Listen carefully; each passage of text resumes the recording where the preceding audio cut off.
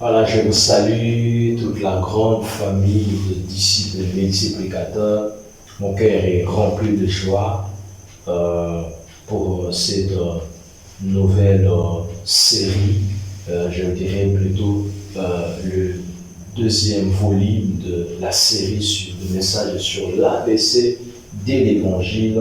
Voilà, je crois que le premier volume vous avez béni énormément et je crois que dans ce second volume, le chose est maintenant encore plus clair, de plus en plus par la grâce du Seigneur. Pour un petit rappel, la fois passée, j'étais en train d'expliquer ce que signifie l'ABC de l'Évangile. Je disais tout simplement que ça parlait sur les enseignements basiques de la foi chrétienne, ça parlait des fondamentaux de la foi chrétienne, ça parlait sur le lait spirituel de lait spirituel de la parole de Dieu, ça parle de premier rudiment de la foi chrétienne, des oracles des dieux, et que c'est vraiment important pour nous en tant qu'enfants de Dieu, peu importe les années que nous avons dans les Seigneurs, de connaître ces choses, de le mémoriser à cœur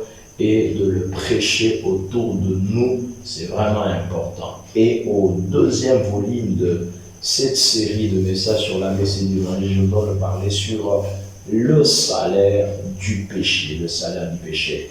La fois passée, nous avions tous vu le péché de l'homme, comment est-ce que l'homme a péché contre Dieu et comment est-ce que ce que les péchés avaient fait dans sa vie. Ce n'était pas en détail, c'était juste une petite anticipation.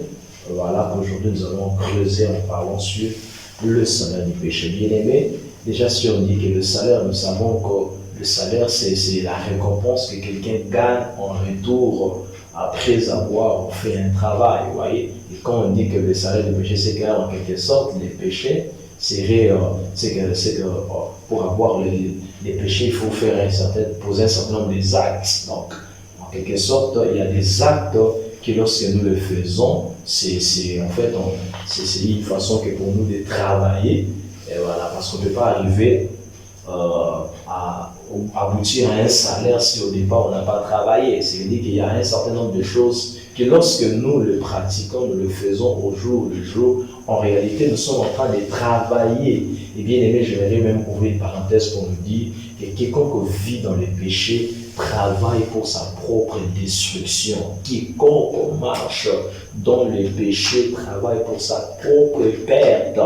Parce que le salaire du péché, là, ce n'est pas un salaire qui vous rendra heureux, ce n'est pas un salaire qui vous comblera de joie, mais c'est un salaire qui est rempli, qui vient avec c'est un salaire rempli d'une coupe de malheur, une coupe de difficultés, une coupe de conséquences. Et nous allons le voir. Nous avons même vu la fois passée dans Genèse 3, comment est-ce que son créateur ayant été trompé, piégé par le serpent, le diable, nous avons vu qu'est-ce que cela avait causé. Ça montre déjà en quelque sorte ces salaires que procure le péché. Il s'est passé que l'homme là, avait perdu sa communion avec son créateur, l'intimité qu'il avait avec lui. Il est allé même se cacher quelque part. Il est allé se cacher parce qu'il a reconnu qu'il était nu. Il a pris conscience de ses défauts. Il a même essayé de se chercher une solution. Je vais en parler au volume 3. Mais cela n'a pas été vraiment la solution qu'il fallait, la bonne solution, la bonne résolution. Bien aimé, le salaire, le péché entraîne toujours des conséquences. Il n'existait pas un péché sans conséquences. Tous les péchés que nous commettons entraînent des conséquences et nous pouvons les éviter. S'il y a des conséquences qui découlent du péché, c'est que nous pouvons éviter toutes ces conséquences-là. Lorsque Dieu a placé l'homme dans le jardin, ayant fixé des limites, il avait dit de ne pas toucher à l'arbre des connaissances du bien et du mal. Parce que le jour où l'homme toucherait à cela, il mourra. Et lorsque l'homme a touché, vous allez vous rendre compte que l'homme était toujours vivant physiquement. Il était toujours vivant, mais spirituellement, il y a quelque chose qui s'était passé. Et même, quelques temps après, il s'est passé des choses. Il s'est passé des choses telles que l'homme qui a été créé pour vivre éternellement, quelques temps après, Adam et Ève ont vécu une mort subite de leur premier, de leur enfant. Ils ont perdu Caïn. Ils ont perdu Caïn quelques temps juste après pour montrer qu'il y a une conséquence de ce que Dieu avait interdit, bien-aimé. Vous voyez, nous allons aller plus loin. Nous prenons par Romains chapitre 20 et plutôt 3, le verset 23. Qu'est-ce que la Bible est en train de nous dire à ces 3, le verset 23. La Bible déclare: car tous ont péché et sont privés de la gloire de Dieu. Ici, on parle du péché universel. Ça dit que tous, tout homme né d'un père et d'une mère, et comme je le disais tantôt au premier volume, et des natures pécheresses. Tous ont péché. C'est-à-dire que Dieu nous considère tous comme étant de pécheurs. Dieu considère tout homme qui n'a pas Christ, tout homme né d'Adam, sorti d'Adam, comme étant un pécheur. Il dit tous ont péché, nous sommes tous concernés, quel que soit le contexte dans lequel nous sommes nés, nous avons grandi, nous sommes tous, Dieu nous met tous dans les mêmes lots. Nous sommes tous péchés et nous sommes tous privés de la gloire de Dieu. Et que le péché nous a privés de la gloire de Dieu. La gloire de Dieu, c'est la face de Dieu. La gloire de Dieu, c'est l'image de Dieu. La gloire de Dieu, c'est la présence de Dieu. Donc le péché a fait que l'homme soit privé de la présence de Dieu. Ce qui fait même que de lors que l'homme avait péché, le Seigneur l'a fait sortir du jardin. Il a mis de chérubins devant. C'est-à-dire que ça montre que l'homme n'avait plus l'accès auprès de Dieu. C'est-à-dire que chaque fois que l'homme vit dans le péché, l'homme demeure dans le péché, le péché lui chasse de la présence de Dieu. C'est l'une des premières choses que le péché fait. Même un chrétien, lorsqu'il commence à vivre dans le péché, parfois cette vie de péché se reflète par sa manière de ne plus aimer la présence de Dieu, de ne plus se sentir à l'aise. Parce que Dieu est tellement saint qu'un pécheur ne peut pas s'approcher de lui et se sentir à l'aise, à moins qu'il ne s'approche de lui pour se repentir. Et quand il s'approche de lui simplement pour s'approcher, c'est là qu'il ne va pas se sentir à l'aise. C'est ainsi que même au jour de l'Ancien Testament, le peuple israélite n'arrivait pas de s'approcher de Dieu, d'entendre la voix de Dieu. Ils avaient peur de mourir, ils ne pouvaient pas supporter ça parce que c'était la présence de Dieu dégageait une telle sainteté que le peuple dans ses péchés ne pouvait pas supporter. C'est pourquoi même avant de rencontrer Dieu dans un lieu quelconque, le Seigneur demandait à Moïse de sanctifier le peuple parce qu'il voulait les rencontrer, bien-aimés. Vous voyez que le péché nous prive de la gloire de Dieu. Lorsque l'homme a péché, le péché a fait que l'homme soit privé de la gloire de Dieu, de la présence de Dieu, de la personne de Dieu, de la communion avec le Seigneur, bien-aimé. Et la gloire de Dieu veut aussi auprès de Dieu. L'homme ne pouvait plus vivre auprès de Dieu, il était privé même de l'éternité. Si vous menez une vie de péché, sachez que vous êtes en train de vous éloigner de plus en plus de cette vie de communion avec Dieu. Vous êtes en train de vous éloigner de plus en plus de Jésus. Vous êtes en train de vous éloigner de cet endroit aussi beau, aussi merveilleux que le Seigneur nous a préparé, qu'il est à nous préparer. Il nous dit dans Jean 14, je vais vous préparer une place. Alléluia. Lorsque nous lisons Romains chapitre 6, le verset 23, il est dit, plutôt le verset 23, c'est ça, il est dit, car le salaire du péché, c'est la mort. Je le disais tantôt, bien-aimé, ne jouons jamais avec le péché. Le péché, jouer avec le péché, c'est jouer avec le feu. Et quiconque joue avec le feu, il finit par être brûlé.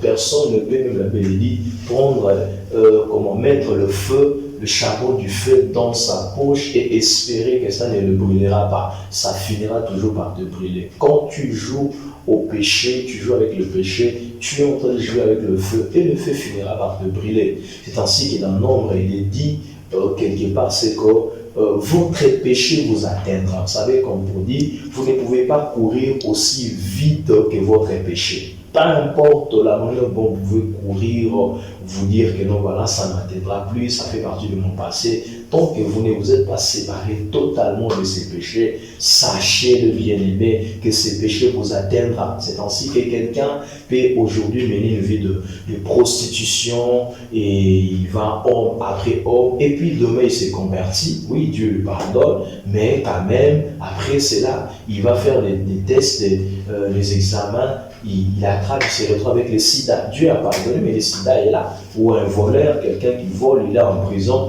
En prison, il rencontre la parole, il se convertit. Mais ça ne veut pas dire que du coup, il sortira de la prison. Il va continuer à subir sa peine. Vous voyez bien, on dit que le salaire du péché, c'est la mort. Et c'est même ce qui s'est passé lorsque l'homme a péché. Et si on parle il y a 3 types de morts. Il y a la mort spirituelle, il y a la mort physique et il y a la seconde mort. La mort physique, c'est la séparation de l'âme. Lorsque l'âme se sépare du corps, c'est là que l'homme meurt physiquement. Et c'est cette dimension-là, Adam et Ève l'ont vécu juste quelques temps après avoir péché contre Dieu par la mort de leur fils Caïn.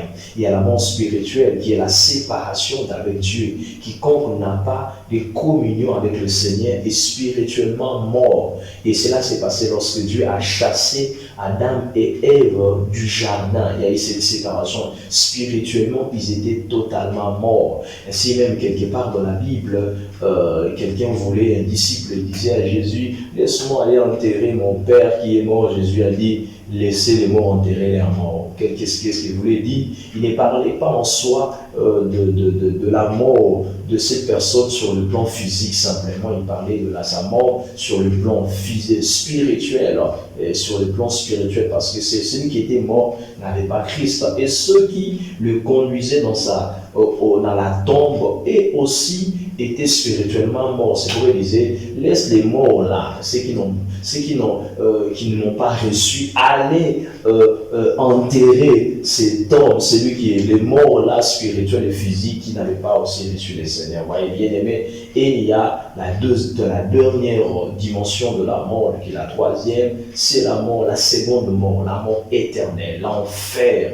Là, c'est vivre loin de Dieu pour l'éternité. Seigneur, et c'est très très difficile que de vivre dans un enfer pour l'éternité, dans ce feu qui ne s'éteint jamais, être brûlé constamment dans ces lieux de tourment, dans ces lieux où le ver ne meurt jamais, dans ces lieux de malédiction, de souffrance, de la coupe de la colère de Dieu bien-aimé. Vous voyez que le péché de l'homme n'était pas resté sans conséquence. Je voudrais dire à quelqu'un, pendant que tu vis dans le péché, laisse-moi te dire que tu n'échapperas pas aux conséquences. Votre péché vous atteindra et c'est maintenant que vous devez abandonner ces péchés. La Bible déclare même que nous devons nous débarrasser de tout péché qui nous enveloppe si facilement. Quel est ce péché chéri, mignon, que tu ne veux pas abandonner? Est-ce un homme? Est-ce des mensonges? L'amour de l'argent, la prostitution, la masturbation? Je ne sais, mais toi seul tu le sais. Alors prends une décision, c'est d'abandonner ces péchés afin d'être délivré par le Seigneur. Sinon, tu n'échapperas pas aux conséquences. Et l'une des conséquences la plus malheureuse, c'est de vivre loin de Dieu pour l'éternité, bien-aimé. Alléluia. Soyez édifiés par ces messages et laissez le Seigneur vous délivrer de tout péché qui vous enveloppe si facilement, vous délivrer de la vie mondaine, de la vie du péché et de ses conséquences par sa grâce au nom de Jésus-Christ. Amen.